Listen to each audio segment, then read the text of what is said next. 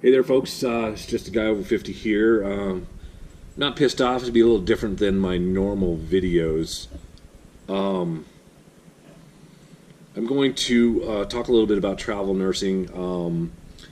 Most of you know that I'm a travel nurse. I've been traveling probably back and forth between local contracts and out-of-state contracts probably since about 2011. I owned a business back then and got rid of it, sold it, made a little bit of money, but not a whole lot. But began travel nursing as I was going, applying to different places where I'd already worked.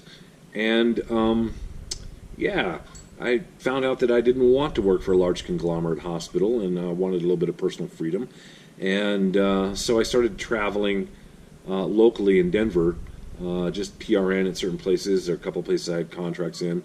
It was pretty lucrative. And but I did notice in Denver, no matter how hard I worked, it was really, really hard to pay the bills, maintain a mortgage, be able to see your kids and that kind of stuff. So I began to think about leaving the state for a little while for some of the bigger money contracts. So what I did, I was originally ICU and ER trained, been doing that off and on for probably since, I don't know, 2000. Spent a little time in med-surg early on in my career, and transitioned from that to the ICU via telemetry and PCU, the normal route of advancement. So took those skills on the road, and initially started doing anywhere from ICU step down, ER. I thought a little bit about doing some some standalone ER and stuff, but that environment really didn't appeal to me either. So what I ended up doing was looking at critical access hospitals. And the first one I picked out was in Bethel, Alaska, a place called the Yukon-Kuskokwim Health Corporation. Great little hospital, lots of stuff going on. I think they just recently went through an expansion. But if you ever want to check out some of the more austere condition type hospitals in Alaska or near Indian reservations, things like that, I would check out Alaska contracts. They pay pretty good normally. Housing can be an issue in some places, so make sure your housing is covered. So anyway, back to the reason for this video. What I wanted to do was cover a couple of topics for travel nurses that you should think about before accepting your first assignment. And so you're working in a hospital, you're trucking along, a couple of years of experience, or maybe 10 years, 15 years of experience. You've been doing the same job at the same hospital for a really long time. You're used to how things get done. And you're thinking about traveling. Well, one of the things I would caution you about is the choice of your travel agency. I will tell you some of the things that I've heard from folks. If you know, for example, here's how you know you've got a good travel agencies.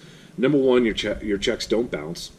The nurses say nice things about you, and you have to look up the 800 number to call them every time you need something, which tells me you haven't been on the phone with them very often and things are going well.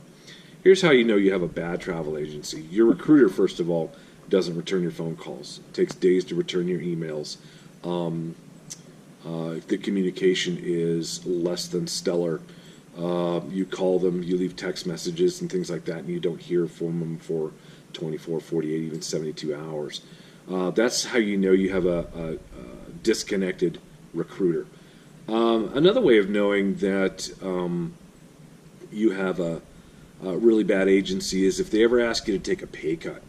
You're in the middle of a contract and you're trucking along, and the agency decides they're not making enough money off of you, so in the middle of a contract, they ask you to take a pay cut. Maybe it's a couple bucks, maybe it's $5, and they give you some bullshit reason like the facility isn't paying its bills, or they're not paying them on time, or whatever. And this, as a subcategory, that this is probably because the agency itself is either doing incorrect billing, has been caught overbilling, or their financials just aren't that great. So that's the second thing you should look at.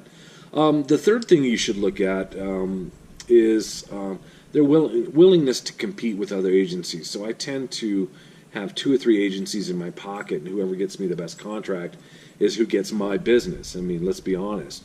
You're out there making money for them. You're doing most of the legwork in terms of communicating back and forth with the facility, facilitating your contract and all that kind of stuff.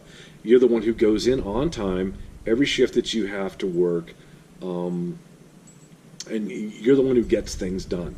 You're the one who's doing the work. You're exposing yourself to human disease, 12-hour shifts on your feet. Yes, you are going to earn your money in these places, but in a lot of ways you get paid a little bit better than the staff people. But make no mistake, the agency works for you, and they're the ones who should be servicing your contract, not the other way around. And so if you find yourself calling the agency a whole bunch, or maybe the contract was billed as one thing and turns out to be another, an example of that might be it's an ICU contract, and then you get there, well, really don't need an ICU nurse, but, we could really use somebody over on telly. That's the kind of stuff you need to watch out for. The agencies will oftentimes say to you, you really got to just you're there now, you got to suck it up, you signed a contract. But the reality is, it's kind of like buying a car. You went in, you put a down payment on a Mustang, you go back to the dealership to pick out your car, and they're trying to give you a Toyota. And so you're not getting what you paid for, you're not getting what you signed up for, they're in breach of contract. There's a couple of ways to go around this. You contact the agency, say this is what's going on. Usually they'll say, yeah, we'll go ahead and send you somewhere else, or they're going to ask you to tough it out because they're getting paid. So, yeah, you want to think about that kind of stuff, and if it does happen to you, especially if it happens more than once, you have a shitty agency. So this is like the top 3 things that I warn people about when they are signing up to travel nurse, especially if they haven't done it before. I recommend choosing agencies. Lastly, I recommend choosing agencies that have they're kind of smaller operations, the ones that don't have a whole lot of overhead. You tend to see the margins. Now, the margin is what the hospital's paying the agency, the difference between what the hospital's paying the agency and what the agency's paying you. And so I like to choose my agencies based on a couple of things. Number one, how they're going to pay me. Are they going to pay me as an independent contractor? Are they going to pay me as a blended wage is what they call that. So it's kind of a lower hourly wage, but you get your per diems tax-free, and they'll max out those per diems out for you, and they bill the hospital for that. Or you're going to go straight wages and housing. So it's best to determine before you accept a contract how you're going to be paid, who's going to handle the housing, and who's going to handle your flights, your travel arrangements, those kinds of things. Some places you go, the hospital will buy your plane ticket there, but not home. If you happen to go to Alaska and the hospital buys your plane ticket there, then they have to buy your plane ticket home. That's the law. Other places don't have those laws, and so you're kind of stuck doing it yourself. If you travel with an agency that's been around for a long time, like Fast Staff, they do a lot of critical access contracts and staffing, so they will tend to advertise to you the contracts that pay the best. But if you start seeing those institutions over and over and over again in their contract list, you know that institution has problems, and just expect to be walking into a problem institution. So anyway, what it boils down to is, what do you want out of your travel assignment? If you want to go to Hawaii, yeah, go to Hawaii. Expect to pay for your own housing and get lower wages, because guess what? Everybody wants to go to Hawaii. If you want to go to Idaho and hang out up there, a little bit higher wages, and maybe they do or maybe they don't take care of your housing. If you get paid as an independent contractor, you can expect to be on the hook for everything. But it's all tax deductible, and as an independent contractor recently, as a person who is in business for themselves, look at my dog back there, as a person who's in business for himself, $20,000 standard deduction right off the bat.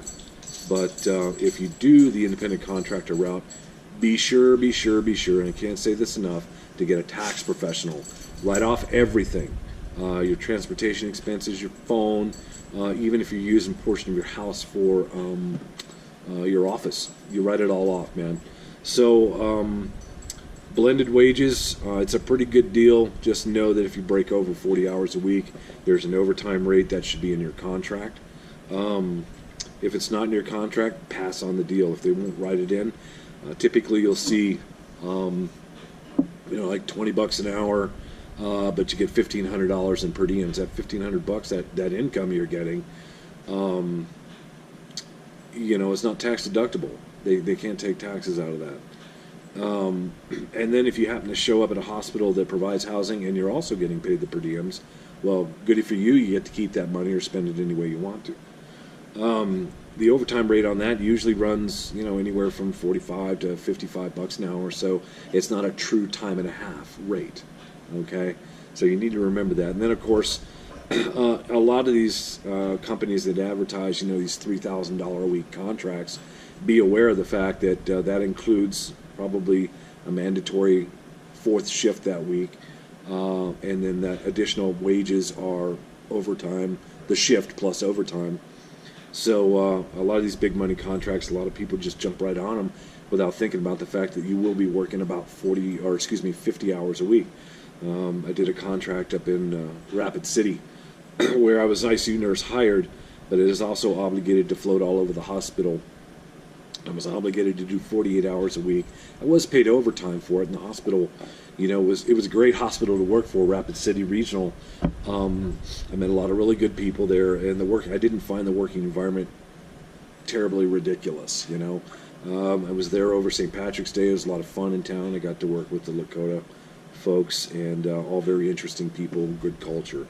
I like that hospital. I wish I could go back. If I did, I'd probably buy a house and live there.